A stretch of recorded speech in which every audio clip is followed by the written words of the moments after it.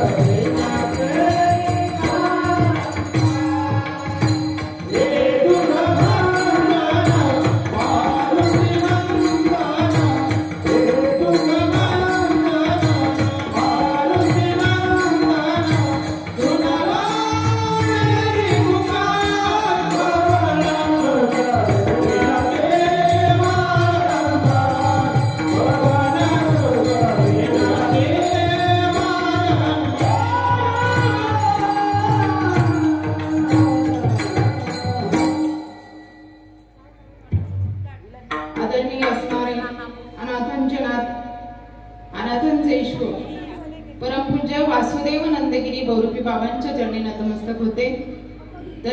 तद्वत संत माय बाबांच्या चरणी नतमस्तक होते आणि तुम्हा सर्वांच माय बाबांच्या चरणी नतमस्तक होते। मस्तक हे पायावरी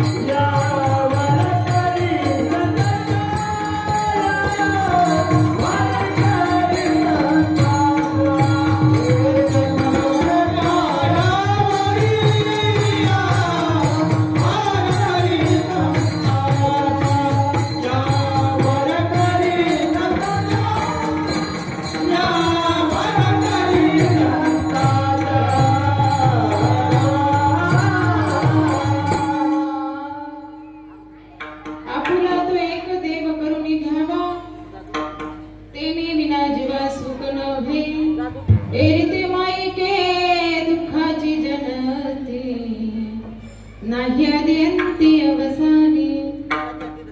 प्रस्तुत प्राप्त प्रसंगी प्राप्त वेळी कीर्तन रूपी सेवेसाठी घेतलेला अभंग जगद्गुरु जगतमान्य संत श्रेष्ठ देवचे असणारे संत ज्यांना या वारकरी संप्रदायाचा कळस संबोधलं जातं असे महान संत जगद्गुरु तुकोबराय.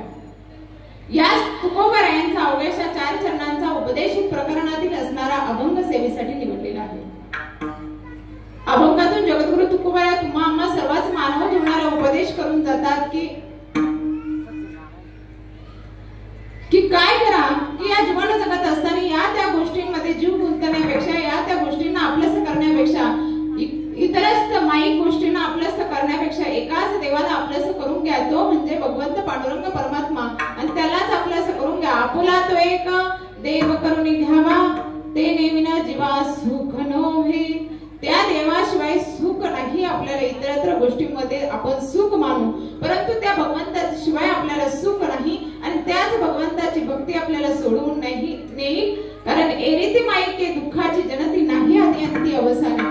त्या माईक गोष्टींमध्ये जीव गुंतण्यापेक्षा भगवंताची भक्ती करून आपल्याला त्वरित सोडवण करून न्या. भगवंताची भक्ती करा. एवढंच नव्हे तर जगद्गुरु तुकोबराय सांगतात की अरे या माईक गोष्टींमध्ये आपण इतकं गुंतलं तर त्यामध्ये आपल्याला सुखाची प्राप्ती होणार नाही. त्या सुख प्राप्त आपल्याला होणार नाही. सुखाची जाणीव सुद्धा आपल्याला नाही. आपण सुख प्राप्त करायला जाऊ तिथे आपल्याला दुःखाचीच प्राप्ती होणार आहे. अविनाश करे आपुले आयसे लावी मना पिसे गोविंदाचे. अविनाश करणाऱ्या गोष्टींपेक्षा गुंतण्यापेक्षा जो अविनाशी स्वरूपाचा भगवंत आहे त्या भगवंताची भक्ती करून घ्या आणि या देहाची सोडवण करून घ्या. जगद्गुरु तुकोबराय सांगतात की या देहाची सोडवण केल्यानंतर काय होणार आहे. तुका म्हणे एक मरणाची सरे उत्तमाची उरे कीर्ती मागे. भगवंताची भक्ती ज्यांनी आजपर्यंत केली त्यांची उत्तम कीर्तीच मागे शिल्लक राहिली आहे आणि तत्वात तुम्ही पण तेच करून घ्या असे भगवंत जगद्गुरु तुकोबराय आपल्याला सांगतात. विठ्ठल विठ्ठल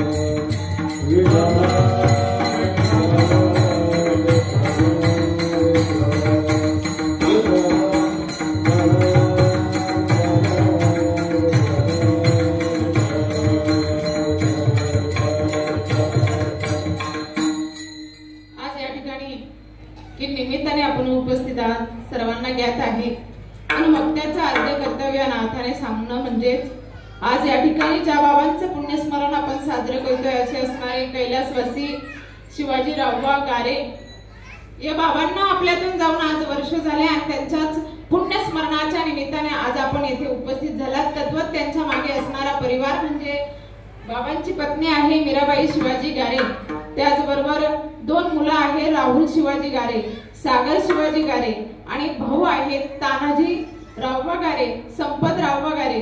त्याचबरोबर बहिणी आहेत सिंधुबाई भीमराज आसने, चंद्रकला रावसाहेब कापसे, शोभा तुकाराम जाधव, रखमा शंकर दबे, रोहिणी संतोष बोरगुडे असा समस्त असणारा गारे परिवार यांच्या मागे आहे. खरं तर या जीवनामध्ये प्रत्येकाला या मृत्यू लोकांमध्ये जन्माला यायचं आहे आणि जायचंच आहे, परंतु भगवंताची भक्ती करून आपण या देहाचं उद्धारण केलं पाहिजे आणि त्याचबरोबर या समाजासाठी आपण काहीतरी करावं ही आपली एक कर्तव्य आहे.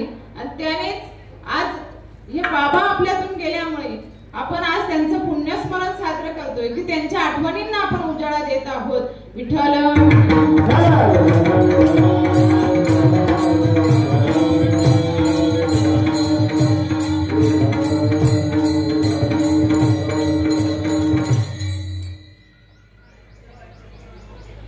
खरं तर मनुष्य जन्म किती अनमोल आहे. हा अनमोल देह आपल्याला प्राप्त झालाय. या अनमोल देहामध्ये आल्यानंतर आपल्याला देहाची सोडवण करता आली पाहिजे. देहाची सोडवण करता आली पाहिजे कारण हा देह इतका अनमोल आहे. कसं आहे मनुष्य जन्म अनमोल रे मिट्टी में मत घोल रे अब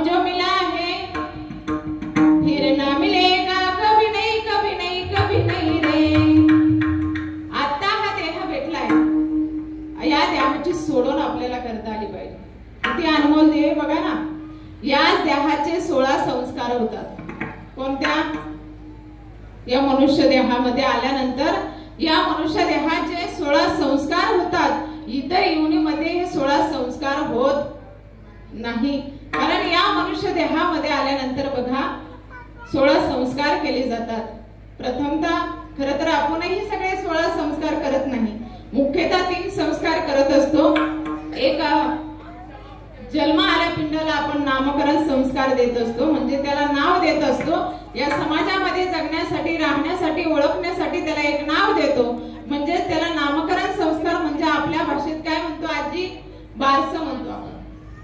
बारसं आपण करतो. आणि त्यानंतर आपण करतो देव ब्राह्मणांच्या, साधू संतांच्या आणि अपेष्ट नातेवाईकांच्या उपस्थितीमध्ये केला जातो, तो म्हणजे विवाह संस्कार. आणि तिसरा म्हणजे तुम्हा आम्हा सर्वांचाच ठरलेला आहे.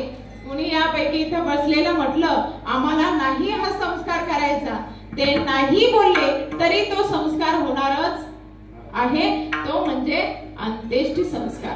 आणि तो अंत्येष्टी संस्कार प्रत्येकाचाच होणार आहे. कारण बघा, मनुष्य गेल्यानंतरही त्याचे अनेक संस्कार केले जातात. किती? एखादा पशु पक्षी प्राणी मेला तर त्याच्यावरती हे संस्कार होत नाही, परंतु मनुष्य असा आहे तो गेल्यानंतरही त्याच्यावरती संस्कार होतात. म्हणून हा देह किती अनमोल आहे बघा. याच्यानंतर गेल्यानंतरही अंत्येष्टी संस्कार होतो. अंत्येष्टी संस्कार झाल्यानंतर रक्षा विसर्जन संस्कार होतो. रक्षा विसर्जनानंतर दशक्रिया विधीचा संस्कार होतो. दशक्रिया विधी झाल्यानंतर 13व्या विधीचा संस्कार होतो. आणि 13व्या विधीनंतर आजचा जो संस्कार होतो तो म्हणजे वर्षश्राद्धाचा. वर्षश्राद्धाचा खरं तर मनुष्यालाही गेल्यानंतरही त्याचा इहलोकीचा प्रवास करत असतानाही सुद्धा त्याला पुण्याचा साठा लागत असतो बरं का. म्हणून आपण दशक्रिया विधीच्या वेळी सुद्धा ज्ञानदान विधी, पिंडदान विधी असे विधी आपण करतो. आणि त्यातल्या त्यात दान आपण करत असतो. ब्राह्मण देवतेला आपण दान करतो. करता ना? इकडे करता की नाही? करता ना? आमच्या इकडे पण करता. चप्पल दान करतात, सीडी दान करतात, सोन्याची तार दान करतात, गाय दान करतात. असे दानाचे अनेक प्रकार आहेत. दान आपण करतो, पण मुख्यतः आपण त्यावेळेस गोदान सुद्धा करत असतो. ते गोदान करण्याचा हेतू म्हणजे एक विशेष हेतू आहे. कारण जीवनामध्ये ऐका, जीवन जगत असताना गाय जर दान केली तर गेल्यानंतर गाय दान करायची गरज नाही. माझी भाषा समजते ना? आपण शेजारच्याच गावचे, त्याच्यामुळे समजत असेल. बघा, गाय आपण दान करतो, परंतु ती गाय गेल्यानंतरही आपण दान करायची असते. का करतो? तर आपल्याला वैतरणी नावाच्या नदीसारख्या नद्या पार करायच्या असतात. ही वैतरणी नावाची नदी अशी आहे, कुर्मी कीटकांनी, रक्ता मासांनी माखलेली घाणेरडी नदी आहे. आणि ती नदी पार करायची आहे. ती नदी पार करताना आपल्याला कामधेनू नावाची गाय तिथे सहाय्य होते. ती कामधेनू नावाची गाय सहाय्य होते. कोणाला होते?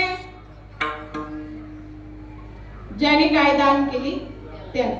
गाय दान केली असेल त्याला ती गाय सहाय्य होते आणि ती कामधेनू नावाची नदी पार करण्यासाठी मदत होते.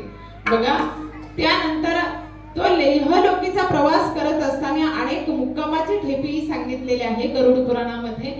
मुक्काम अनेक ठिकाणी केला जातो, परंतु त्या मुक्कामाच्या ठेप्यांवरती बघा, दर महिन्याला आपण एक पितृ जेवू घालत असतो.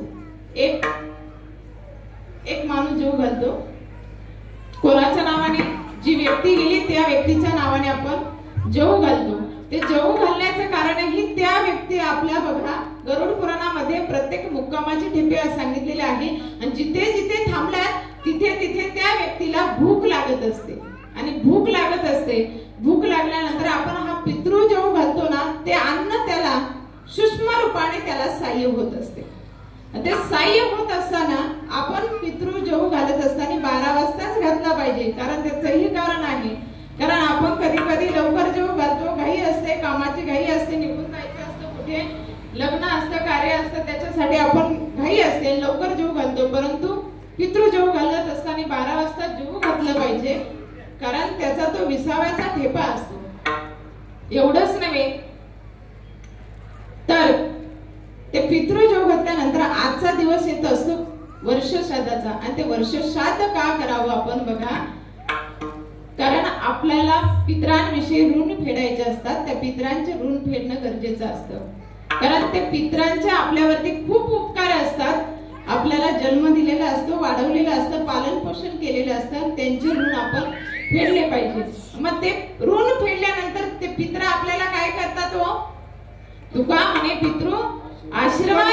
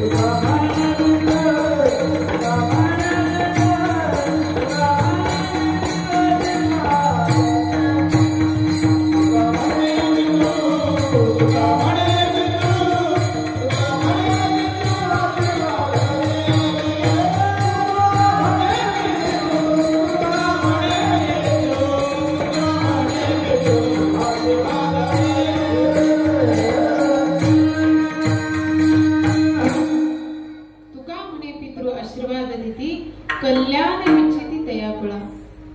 संत सांगतात की कुळाचं कल्याण इच्छणारे पित्र असतात. खरं तर आपल्यावरती 3 ऋण असतात. 3 ऋण कोणते? एक देव ऋण असतं, एक ऋषी ऋण असतं आणि एक पितृ ऋण असतं.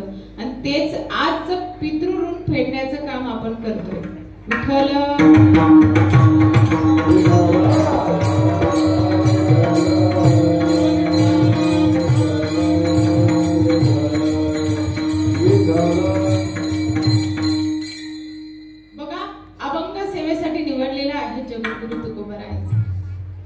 जगद्गुरु तुकोबराया.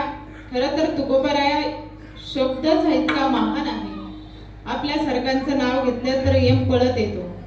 काय येतो? आपल्या सारख्यांचं नाव घेतलं तर यम पळत येतो. पण जगद्गुरु तुकोबरायांचं नाव घेतलं तर यम थरथर कापतो. तुकाराम तुकाराम तुकाराम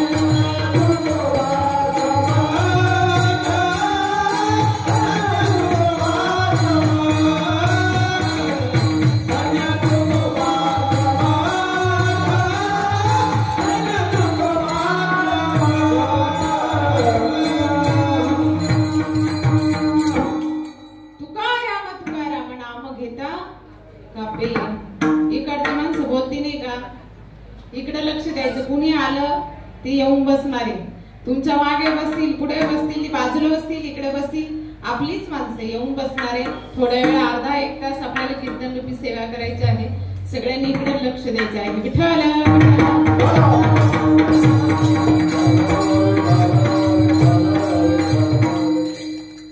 ज्या तुकोबरायांना म्हटलं आहे या समाजाला जरा उपदेश करावा, या समाज इतक्या संसार बंधनामध्ये गुंतला आहे की त्याला याच्यातून बाहेर काढायचं आहे.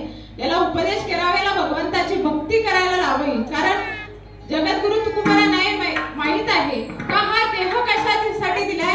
देवे दिला देह भजन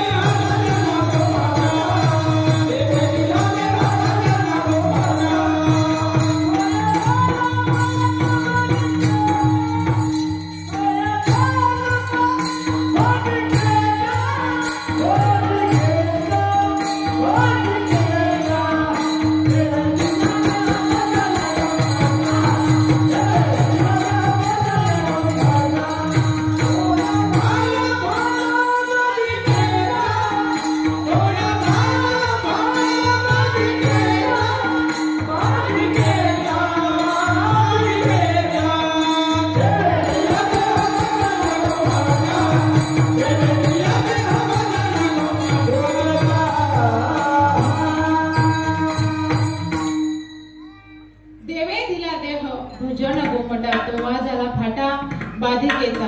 बघा जगद्गुरु तुकोबरायांना माहिती आहे हा देह कशासाठी आहे. भगवंताची भक्ती करण्यासाठी आहे. भगवंताची भक्ती करून या देहाचा उद्धार करण्यासाठी हा देह आहे.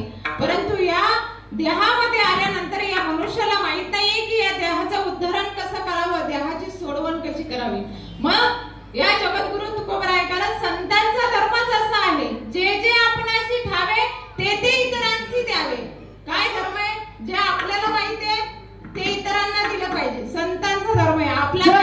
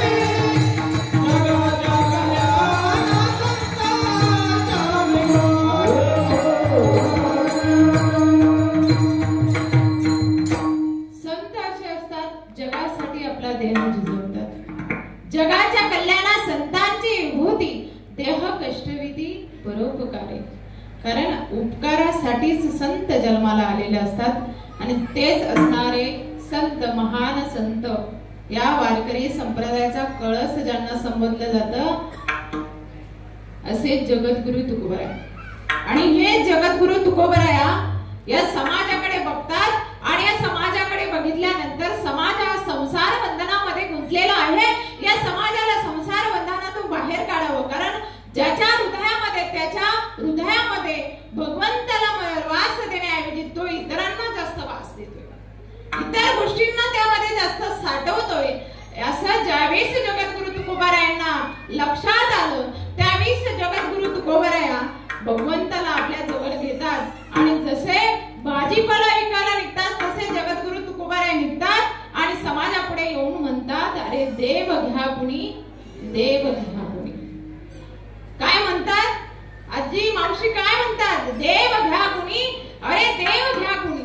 पण हा आपल्यासारखा समाज अंधत्व मध्ये गुंतलेला समाज, संसारामध्ये वेढलेला समाज, देव घ्या म्हटलं तरी देव ना लगे, देव ना लगे.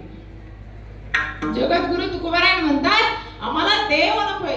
अरे जगद्गुरु तुकोबाराय सांगतात, अरे हृदयामध्ये भगवंताला वास द्या, हृदयामध्ये ऐसा रामू, त्या भगवंताला हृदयामध्ये वास द्या. आणि त्या वास देत असताना आपल्यासारखे लोक म्हणतात आमच्याकडे जागा नाहीये भगवंताला ठेवण्यासाठी, कारण आपल्या हृदयामध्ये अनेक गोष्टींची जागा व्यापली आहे. ज्या गोष्टींची गरज नाही, ज्या माईक गोष्टींची गरज नाही, त्या माईक गोष्टींना आपण हृदयामध्ये जागा दिली, परंतु भगवंताला जागा नाही. जगद्गुरु तुकोबाराय म्हणतात, अरे जागा हृदयामध्ये द्या. आपण कुठे त्या हृदयामध्ये जागा देत असताना थोडं तरी जागा द्या. तर तुम्ही म्हणतात आम्ही इतरत्र गोष्टींमध्ये इतकं व्यापलेलो आहोत, तर देवाला जागा कुठून द्यायची जागा. जगद्गुरु तुकोबाराय म्हणतात, अरे याच्यावर जगद्गुरु तुकोबाराय उत्तर देतात पुढे, तुम्हाला वाटतंय हा देव विकत आहे काय? देव विकत आहे, तर आता विकत नाहीये, आता हा देव फुकट घ्या. काय घ्या? ऐकताय ना तुम्ही? हा देव फुकट घ्या. तरी देव फुकट घ्या म्हटले तरी लोक म्हणतात आमच्याकडे जागा नाही. अरे संत आपल्याला सांगतात की देव आपल्या द्वारापर्यंत यायला तयार आहे, पण कधी येईल? आपण भगवंताची भक्ती करू तेव्हा, त्या भगवंताला आपलंसं करू तेव्हा. परंतु आपण इतरत्र गोष्टींमध्ये इतकं गुंतलो की देवाला आपल्यापर्यंत बोलवण्यासाठी आपल्याला जागा सुद्धा नाही. परंतु बघा, संत आपल्याला सदैव सांगत असतात, मार्ग दाखवतात. मार्ग दावण्या गेले आधी दयानिधी संत दे. संत आपल्याला मार्ग दाखवतात आणि त्या मार्गावर आपण चाललं पाहिजे. जगद्गुरु तुकोबाराय आपल्याला सांगतात की अरे भगवंताला आपलंसं करा, परंतु आपण इतरत्र गोष्टींमध्ये इतकं गुंतलो का देवाला आपलंसं करण्यासाठी वेळ नाही. पण आपण इतक्या गोष्टींमध्ये गुंतलो, त्या गोष्टी आपल्या किती आपण सुखाच्या प्राप्तीसाठी त्या गोष्टींना आपलंसं करतो, सुख प्राप्ती होईल आपल्याला वाटतं. पण जेवढ्या सुखाच्या प्राप्तीसाठी आपण त्या गोष्टींकडे जातो तेवढं आपल्याला काय होतं? दुःख प्राप्त होतं. जेवढं सुख प्राप्त करण्याचा प्रयत्न आपण करतो, परंतु तेवढं आपल्याला काय होतं? दुःखच प्राप्त होतं. परंतु संत आपल्याला सांगतात, तुकोबाराय सांगतात की अरे सुखरूप ऐसा, त्या देवासारखा सुखरूप भगवंत दुसरा कोणी नाही. त्या भगवंताशिवाय आपल्याला सुख देणारा दुसरा कोणी नाही. म्हणून त्या भगवंताला आपलंसं करून घ्या. आणि ते आपलंसं करून घ्यायचं असेल तर अभंगाच्या प्रथम चरणात जगद्गुरु बोला तो एक देव करुणी घ्यावा.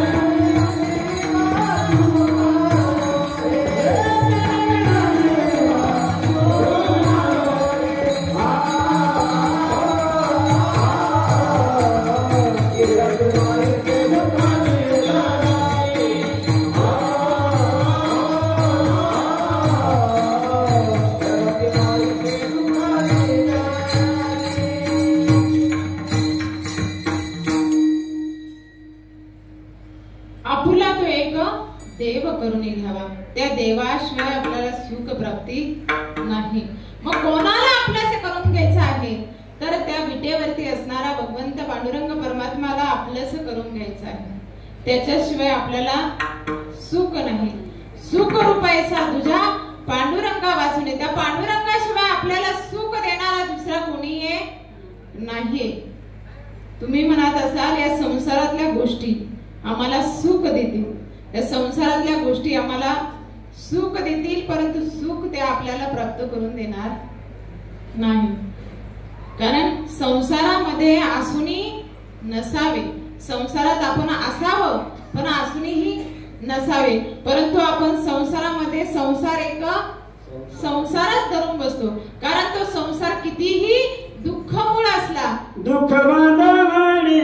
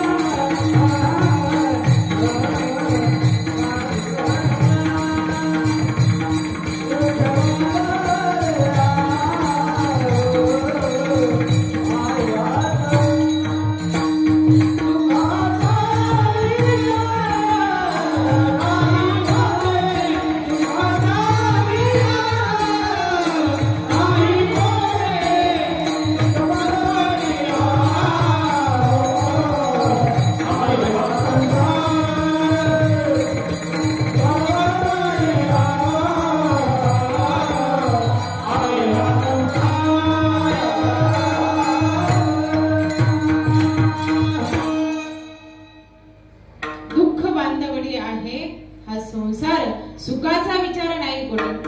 या संसारामध्ये सुख आपण प्राप्त करायला गेलो की आपल्याला दुःखच प्राप्त होतं, दुःख प्राप्त होतं. छोटासा दृष्टांत सांगून जाईल.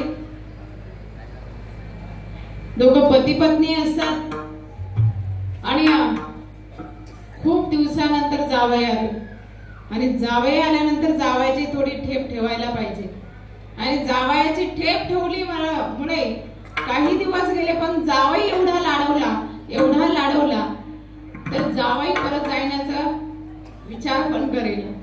काय करेना? परत जाण्याचा विचार पण करेना. मग आता जावई तर जाईना, कारण पाहुणा माणसाने किती दिवस असावं? 2 दिवस, 1 दिवस, 2 दिवस, 3 दिवस. का जावईने महिनाभर सासरवाडीला राहावं? नाही. हे जावई किती तिथून हले ना, परंतु या लोकांनी ठरवलं जावई कसा जात नाही. या बाईनं सांगितलं आता जावई इथून जात नाही तर आपण काहीतरी आयडिया करायला पाहिजे. आणि आयडिया करायची म्हणून तर या बाईनं सांगितलं, कुणी? जावयाच्या सासूने सांगितलं की आता आपण सासू सासऱ्यांमध्ये संवाद चालू आहे, आपण आता असं करायचं, संध्याकाळी जावई घरी आले की आल्याबरोबर आपण आपलं सुरू करायचं. मी तुम्हाला बोलेन आणि तुम्ही मला बोलायला सुरुवात करायची. बोलता बोलता असं भांडण करायचं की एकमेकाला मारायला धावायचं. ठरल्याप्रमाणे चालू झालं आणि जावई संध्याकाळी आले ना, आल्याबरोबर चालू झालं. बोलता बोलता भांडण इतकं पेटलं. तो तिकडून शिव्या द्यायचा, इकडून बोलायची. बोलता बोलता त्याने काठी उचलली, काठी मारायला घेतली तर हिनं पण काठी घेतली. दोघांचा काठ्यांचा आवाज पाहून जावई थोडं घाबरलं आणि घाबरल्यानंतर जावई म्हणाला, आपण इथून गेलं पाहिजे. आता इथून आपण पडलं पाहिजे, इथून गेलं पाहिजे. पण जावई म्हणाला असं कसं भांडण इतक्या वेळ थोडी चालेल, थोड्या वेळाने का होईना शांत होईल, मग आपण गावात जाऊया. जावई गावात गेले. गावात गेल्यानंतर विचार केला, असेच आता तुम्ही बसले कट्ट्यावरती, तसेच ते येऊन बसले कट्ट्यावरती. आणि कट्ट्यावरती येऊन बसल्यानंतर जावईने विचार केला, अरे भांडण तरी किती वेळ चालणार आहे, थांबलं असेल, आता जाऊ आपण घरी. जाऊ आपण घरी म्हटल्यानंतर घरी आले तर हे सासू सासरे गप्पाच मारत होते, मस्त गोड गप्पा मारत होते. सासू म्हणाली, कशी माझी आयडिया कामा आली, आपण लटकच भांडण केलं, लटकच मारहाण केली. आणि मारहाण केली, लटकीच मारहाण केली. लटकेच जावई निघून गेले. जावई म्हणाला, मी गेलोच नाही, तुमची लटकीच मारहाण झाली, लटकीच शिवागाळ झाली, मीही लटक्यात गेलो लगेच आलो. म्हणजे आपण कितीही सुख शोधण्याचा प्रयत्न केला तर तिथे आपल्याला दुःखच प्राप्त होणार आहे. विठ्ठल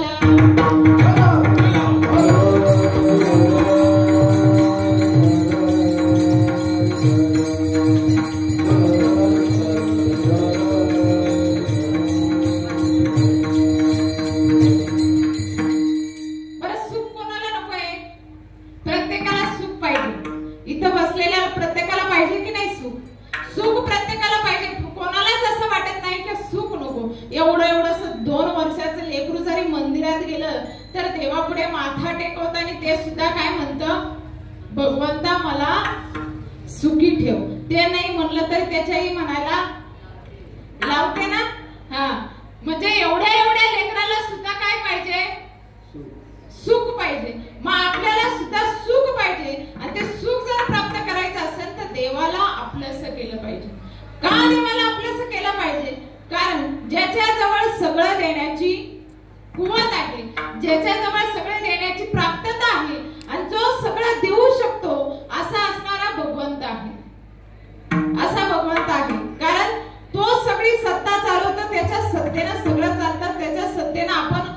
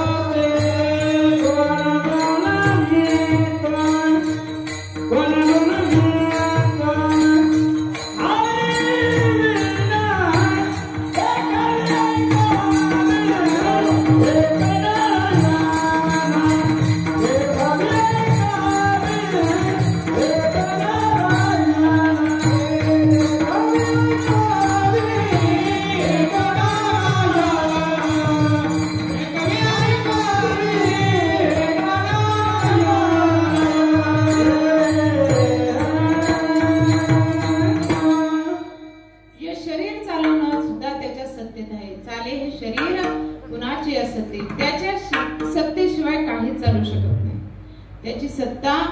कारण महावैष्णव ज्ञानेश्वर माऊली म्हणतात, म्या बोलविल्या वेद बोले, म्या चालविल्या सूर्य चाले, म्या हलविल्या प्राण हले, तो जगा ते जाणता. तो चालवणारा सत्ताधीश भगवंत आहे. आणि त्याला जर आपल्यास करून घेतलं तर सुखाची प्राप्ती कुठे? तिथेच आहे. सुखाची प्राप्ती तिथेच आहे. म्हणून भगवंताला आपण काय केलं पाहिजे? आपल्यास करून घेतलं पाहिजे. आपुला तो एक देव करून घेवा, तेने विना जीवा सुख नव्हे. त्याच्याशिवाय आपल्याला सुख नाही. म्हणून त्या भगवंताला आपण आपल्यास केलं पाहिजे. परंतु आपण काय करतो? त्याला आपल्यास करण्यापेक्षा इतरत्र गोष्टींमध्ये आपण अडकून जातो. तेच अभंगाच्या दुसऱ्या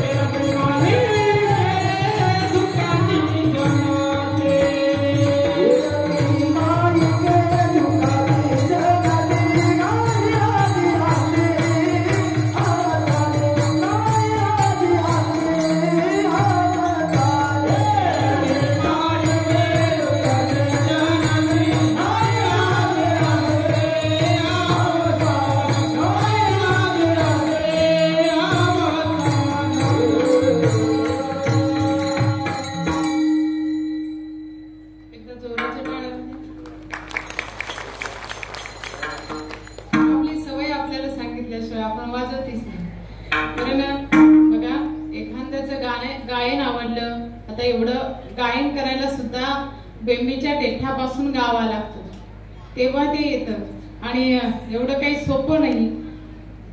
मग आपल्याला एखादी गोष्ट आवडली तर आपण टाळ्या वाजवल्या पाहिजे. बघा, आपण कीर्तनाच्या वेळेनुसार आपण पुढे चालूया.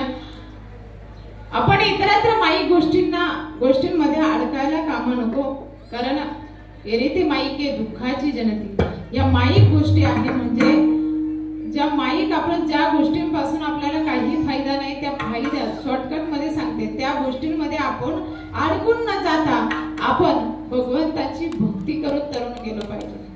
भगवंताची भक्ती केली पाहिजे. एके माईके दुःखाची जनती, नाही आधी अंती अवसान. त्या गोष्टी आपल्याला आधीही दुःख देणाऱ्याच होत्या, आताही दुःख देणाऱ्या आहेत, पुढेही दुःख देणारच आहे. परंतु जो अविनाशी आहे म्हणजे तो भगवंत कधीच नासणारा नाही किंवा कधीच संपणारा नाही, कधी नष्ट होणारा नाही. त्या भगवंताला आपण आपल्यास केलं पाहिजे, त्याची भक्ती करून आपण केली पाहिजे, त्याचं नामचिंतन आपण केलं पाहिजे. कारण नामस्मरणाने आपण काय होतो, नामस कीर्तन साधन पायी सोपे, जळतील पापे जन्मतरीचे. अनंत जन्मींचं पातक जाण्याचं सामर्थ्य भगवंताच्या नामस्मरणामध्ये आहे. तर ते एकदा नामस्मरण आपण सगळ्यांनी हात वरती करून घेऊ. सगळ्यांनी हात वरती करायचे आहे. हरि जय जय हरि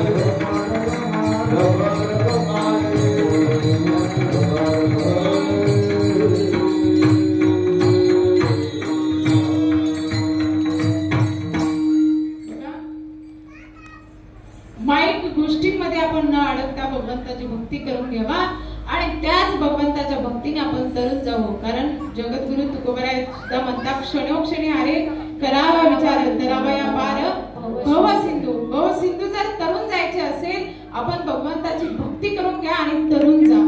कारण हा देहाचा गाव नष्ट होणार आहे आणि जाणार आहे, परत हा जन्म आपल्याला भेटेल याची शाश्वती नाही.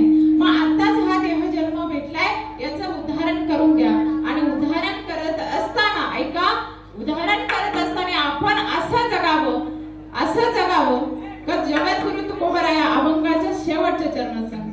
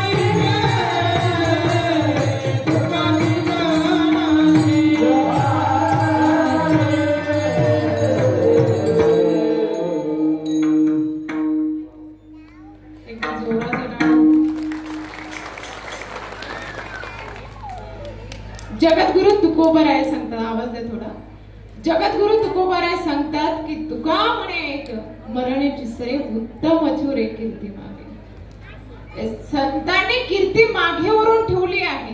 बघा, महावैष्णव ज्ञानेश्वर माऊली 22 वर्ष जगले, परंतु आजही माऊलींचं नाव आपण आणबाण शान मध्येच घेतो. आजही माऊलींचं नाव आपण घेतलं, सहज कुठे चाललं तर एखाद्याला सहज आपण माऊली म्हणतो, कारण त्यांनी जीवन असं जगलं की उत्तम चुरे कीर्ती मागे. भगतसिंग राजगुरू यांनी सुद्धा असं जीवन जगलं की आजही आपण त्यांचं नाव काढतो, क्रांतीवीरांचं नाव काढतो. कमी वर्ष आयुष्य जगले, फासावरती गेले, परंतु उत्तम चुरे कीर्ती मागे, उत्तम अशी कीर्ती मागे ठेवून गेले असे ते क्रांतीवीर. त्याचबरोबर आज आता आपण उद्या ज्यांचा अभंग घेतला होता ते जगद्गुरु तुकोबराय सुद्धा 42 वर्ष जगले, परंतु 42 वर्ष जगले तरी आपली कीर्ती अजरामर मागे ठेवून गेले. गाथा रूपाने, अभंग रूपाने, हरिपाठाच्या रूपाने संतांनी आपली कीर्ती मागे ठेवून गेले. उद्या आपण ज्यांची जयंती साजरी करणार आहोत असे छत्रपती शिवाजी महाराज. या छत्रपती शिवाजी महाराजांनी सुद्धा कीर्ती मागे ठेवली आहे. कशी बघा, शहाजी राजांच्या आणि राजमाता जिजाऊंच्या, ज्यावेळेस राजमाता जिजाऊ या माताने बघितलेलं आहे, या मातेने ज्यावेळेस बघितलेलं आहे आणि पोटामध्ये गर्भ आहे, पोटामध्ये गर्भ असताना कुठे राहावं या ठिकाणी आपले शिवाप्पा सुरसे आमचे बंधू समान असणारे तेही तर उपस्थित झाले, त्यांचेही स्वागत. बघा, या समाजावरती अत्याचार होत होते आणि स्त्रियांवर देखील अत्याचार होत होते. या शेतकरी वर्गाला तुडवलं जात होतं. त्यावेळेस या समाजावरती ज्यावेळेस अत्याचाराचं काहूर उठलेलं होतं, 5 सुलतानी सत्ता आपल्यावरती राज्य करत होत्या आणि ज्यावेळेस राज्य करत होत्या या राजमाता जिजाऊंना सुद्धा पोटामध्ये गर्भ होता आणि हा गर्भ आता कुठेतरी आपण राहावं म्हणून शिवनेरीवरती शहाजी राजांनी राहण्यासाठी जायला सांगितलं. या शिवनेरीवरती ज्यावेळेस गेलेले आहे आणि त्या शिवनेरीवरती गेल्यानंतर तिथे राजमाता जिजाऊंना ज्यावेळेस अनेक अनुभव यायला सुरुवात झाले. अरे या पुणे गावामध्ये जसं काय कुणी राहतंय का नाही असं ओस पडलेलं पुणे गाव जसं काय, आणि या पुणे गावामध्ये ज्यावेळेस राजमाता गेलेल्या आहेत पाहिलं तर कुठे माणसं दिसतच नाही अशी परिस्थिती झालेली आहे. ज्यावेळेस राजमाता शिवनेरी गडावरती गेलेल्या आहे आणि गडावरती गेल्यानंतर ज्यावेळेस एका दूताने तिथे यावं आणि सांगावं, महासाहेब स्त्रियांवर इतके अत्याचार होत आहे, इतके अत्याचार होत आहे, त्या अत्याचाराची तुलना आपण करू शकत नाही. एवढ्याच सांगून देखील राजमातांच्या हृदयावरती जसे चरे पडावे असे चरे पडले आणि या राजमाता जिजाऊंनी क्षणिक थांबल्या आणि काही वेळातच दुसरा दूत आला. त्या दुसऱ्या दूताने सुद्धा सांगितलं की राजमाता शिवनेरी ज्या देवनगरी किल्ल्यावरती सुद्धा देवनगरी किल्ल्यावरती बघा या तुमचे वडील आणि बंधू गेलेले आहे, त्यांना तिथे डांबून मारण्यात आलेलं आहे. यावेळी सांगितलं गेलं. त्यावेळेस राजमाता जिजाऊंचे तळपायाच्या आग मस्तकाला गेली. आपली माहेरची माणसं आपली संपवण्यात गेली. ज्या माहेरच्या माणसांच्या सत्तेवरती सुलतानी सत्ता चालत होती आणि या सुलतानी सत्तेने माझ्याच माहेरच्या माणसांचा घात केला. एवढं कळल्यानंतर या राजमाता जिजाऊंना राहवेना स्वतः मौन धारण करून शांत बसले आणि अन्न पाणी त्याग केलं. ज्यावेळेस अन्न पाणी त्याग केलं त्यावेळेस राजमाता जिजाऊंच्या ज्या भाऊजाई होत्या त्या भाऊजाई आल्या. लक्ष्मीबाई त्यांचं नाव. त्या लक्ष्मीबाई सांगू लागल्या, अहो जिजाऊ आईसाहेब काहीतरी घ्या, अन्न पाणी घ्या. त्यावेळेस त्या नाही बोलल्या, परंतु त्यांनी सांगितलं तुमच्यासाठी नाही तर त्या पोटात वाढणाऱ्या बाळासाठी अन्न पाणी घ्या. त्यावेळेस या लक्ष्मीबाईने विचारलं की तुम्हाला काय खावंसं वाटलं, काय प्यावंसं वाटतं. तर आपल्यासारख्या महिलांना विचारलं तर आपण म्हणू आम्हाला चिंच खावी वाटते, आंबा खाऊ वाटतं, अनेक वस्तूंचं आपण सांगू. परंतु राजमाता जिजाऊ अशा होत्या की राजमाता जिजाऊ म्हणाल्या, मला ना काही खावं वाटतं ना प्यावं वाटतं, मला फक्त वाटतं जिने टोप मस्तकी धारण करावा, हातामध्ये समशेर तलवार घ्यावी आणि घोड्यावरती टाप मारावी आणि त्या मुघलांचा सत्तेचा नायनाट करावा असं वाटतं. म्हणून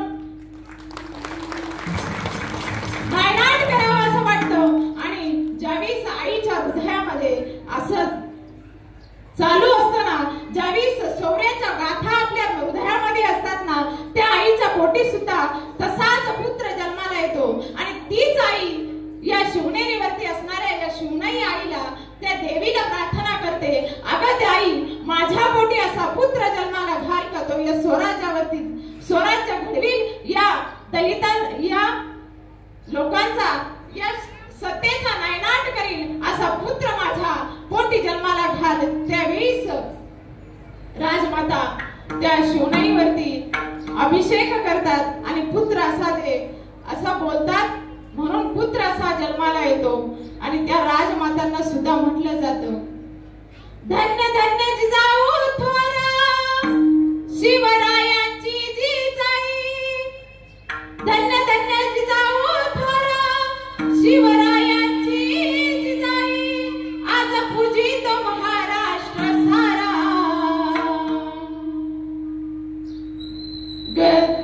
मुजरा माझाचा मानाचा जिजाऊ नाम, आज तो महाराष्ट्र पुजतोय. कारण ती माता धन्य होती, ती जिजा माता धन्य होती, आई साहेब धन्य होत्या. म्हणून आजही महाराष्ट्र मातेला पुजतो.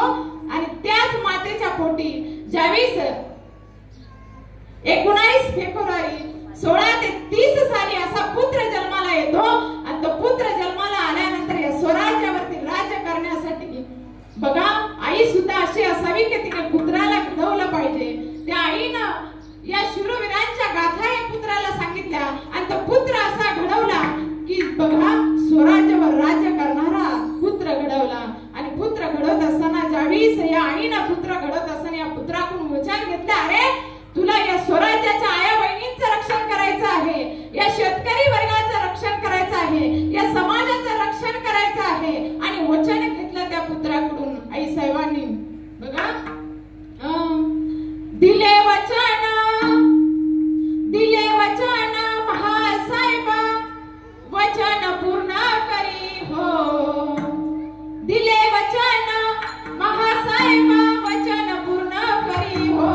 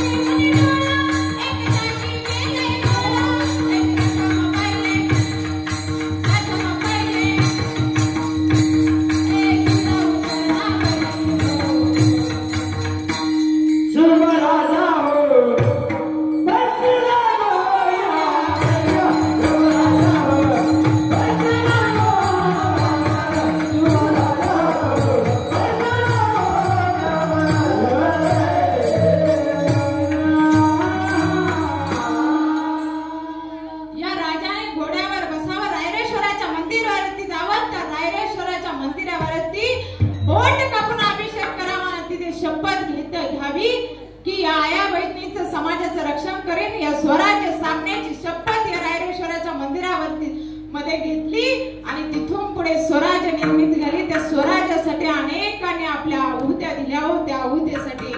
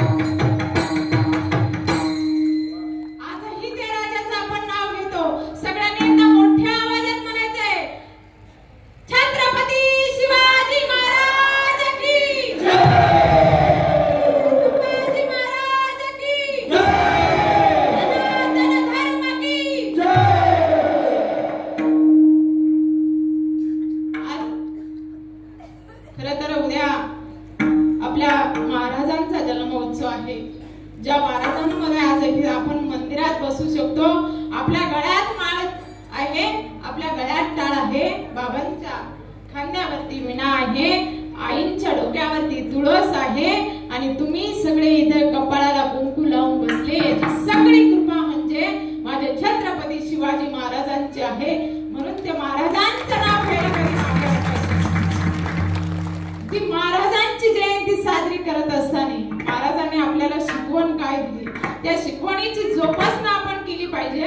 तर त्या महाराजांच्या जयंती पुढे डीजे लावा तुम्ही, जर तुम्ही प्रत्येकाच्या हौसला असते, परंतु डीजे पुढे दारू पिऊन नाचू नका, व्यसन करून नाचू नका. कारण महाराजांना कधी व्यसन आवडलंच नाही.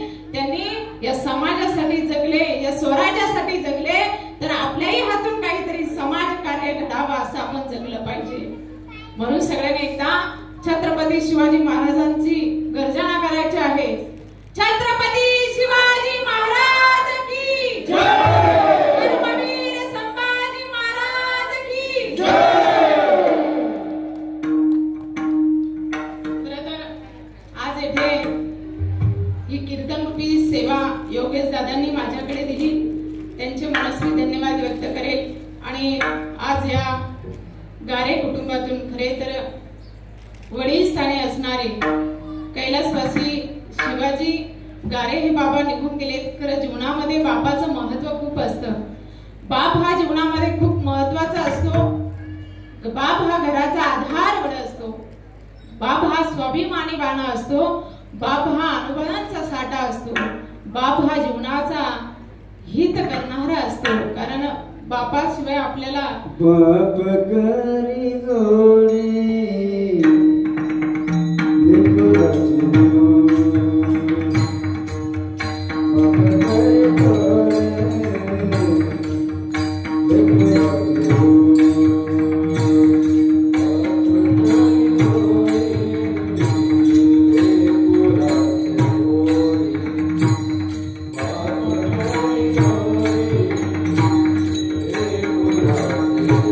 देवाला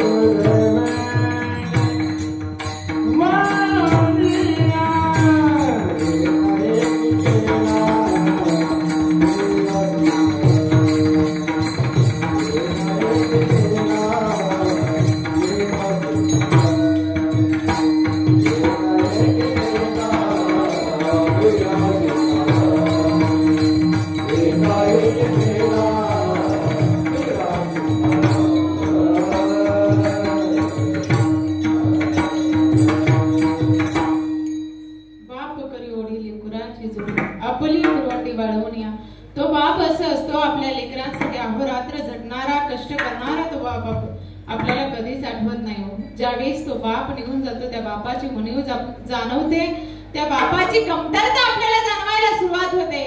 त्यावेळेस बाप हवा हवासा वाटतो, परंतु त्यावेळेस हा बाप आपल्याला दिसत नाही आणि किती बोलवण्याचा प्रयत्न केला तेव्हा तो येण्याच्या मार्गावरही नसतो.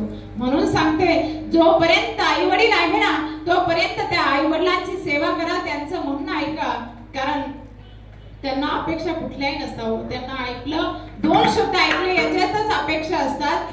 खरं तर बापाचं हे आपल्या लेकरांवरती खूप प्रेम असतं, खूप प्रेम असतं. तो कधीही आपलं प्रेम दाखवत बसत नाही. आई सहज आपलं बोलून प्रेम व्यक्त करते हो, बोलून दाखवते, सांगून दाखवते, रडून दाखवते, सगळ्या गोष्टीतून आई आपलं प्रेम व्यक्त करून दाखवते. परंतु बापाला माझ्या कधीच प्रेम व्यक्तही करता येत नाही, सांगताही येत नाही, बोलताही येत नाही.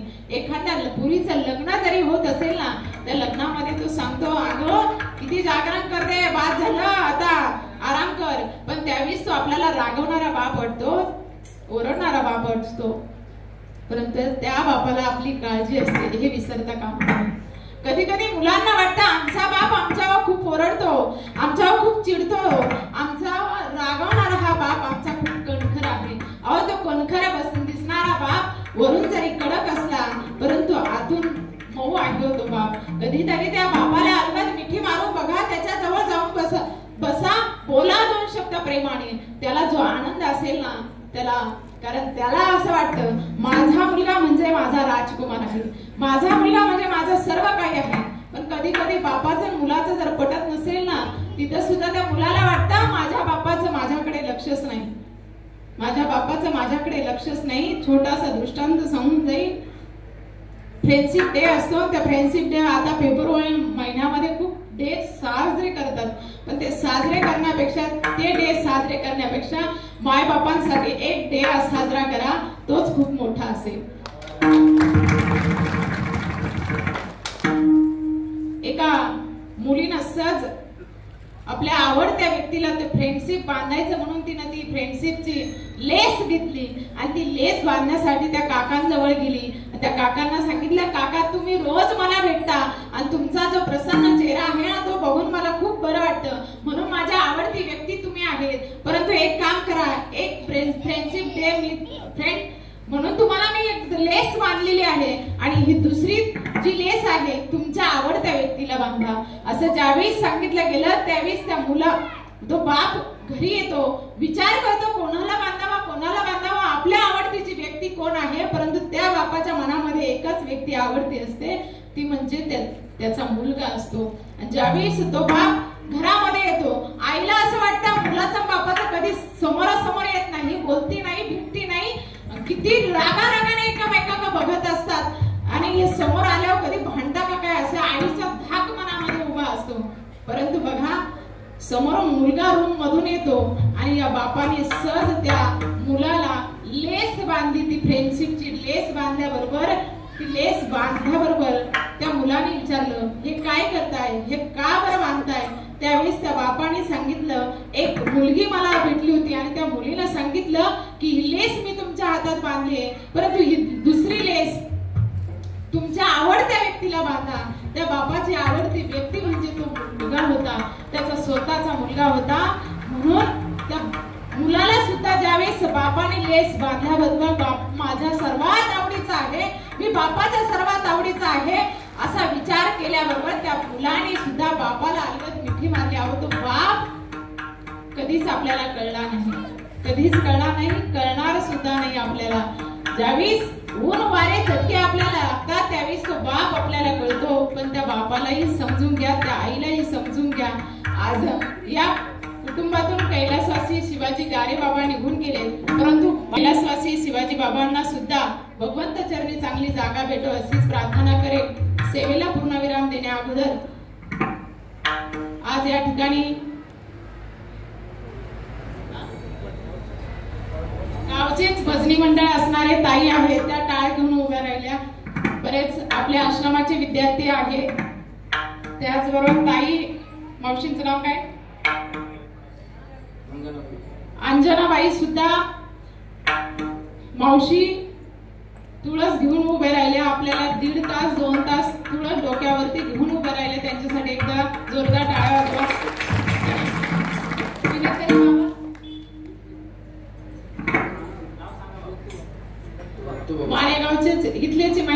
परंतु दत्तू बाबांसाठी एकदा जोरदार टाळ्या होत्या.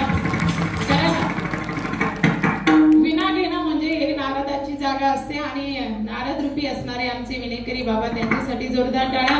गायनासाठी दोन्ही जे गायनासाठी होते ते दोन्हींचे नाव सुद्धा ज्ञानेश्वर माऊली नाव आहे त्यांच्यासाठी जोरदार टाळ्या.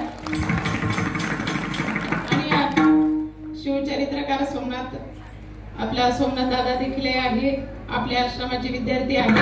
आणि त्याचबरोबर आमचे पप्पादवाले दादा कधीही फोन केला की पटकीन हजर होणार आहे. खरं तर आज त्यांना कांद्याचा ट्रॅक्टर घेऊन मार्केटला यायचं होतं.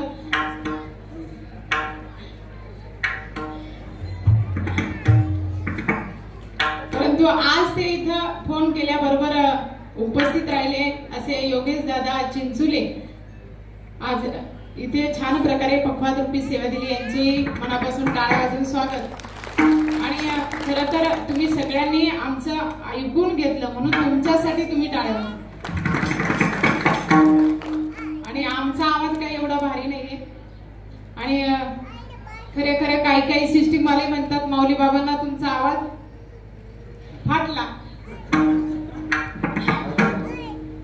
परंतु आज यांनी आवाज फाटून दिला नाही.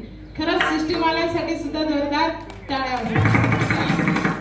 आज ज्यांनी कार्यक्रमाचं नियोजन केले असे योगेश दादा असणारे. खरं तर सांगावंसं वाटतं काही ठिकाणी गेलं तर भजनी मंडळ असतं पण सिस्टीम नसते, सिस्टीम असते तर पण भजनी मंडळ नसतं. काय आमच्या व्यथा काही सोप्या नसतात, परंतु आज सिस्टीम वाल्यांनी सगळ्यांनी छान प्रकारे साथ संगत दिली म्हणून सगळ्यांचे मनस्वी धन्यवाद देते. आणि जाता जाता एकच सांगते, आपले लासलगाव येथे जय जनार्दन अनाथ विद्यार्थी वृद्धाश्रम गोशाळा आहे. तुम्हा सर्वांना बऱ्याच जणांना माहीतच आहे, तरी पण काहींना माहीत नसेल म्हणून मी सांगते. लासलगाव येथे अनाथ आश्रम आहे. या अनाथ आश्रमामध्ये आजही 80 विद्यार्थी शिक्षण घेत आहेत. 15 वृद्ध आपल्या संस्थेमध्ये आहे. त्याचबरोबर गोशाळा आहे. गोशाळेमध्ये 80 भाकड गायी आहे. कत्तलखान्यामध्ये जाणाऱ्या या गायी सोडून आणतो, त्या गायी आपण सांभाळतो. तर यथाशक्ती कोणाला गायींसाठी चारा देता आला. येत्या 8 दिवसामध्ये कलरचं काम सुरू होणार आहे. त्याच्या आधी थोडंसं शेडचं काम चालू आहे. त्या शेडच्या कामासाठीही कोणाला यथाशक्ती मदत करायला आली तर त्यांनी मदत करावी. येथे आश्रमाची दानपेटी ठेवलेली आहे, कारण या दानपेटीवर मुलांचं शिक्षण चालू असतं, मुलांचं आरोग्य चालू असतं. अनेक प्रकारच्या अडीअडचणी याच्यावरच सोडवल्या जातात. म्हणून जास्त अपेक्षा न करता स्वइच्छेने ज्याला या अनाथ आश्रमासाठी दान करता आले तर दान करावं, पंगत देता आली तर पंगत द्यावं अशीच सदिच्छा व्यक्त करते. आणि इथेच आपल्या सेवेला पूर्ण विराम देते. ज्ञानेश्वर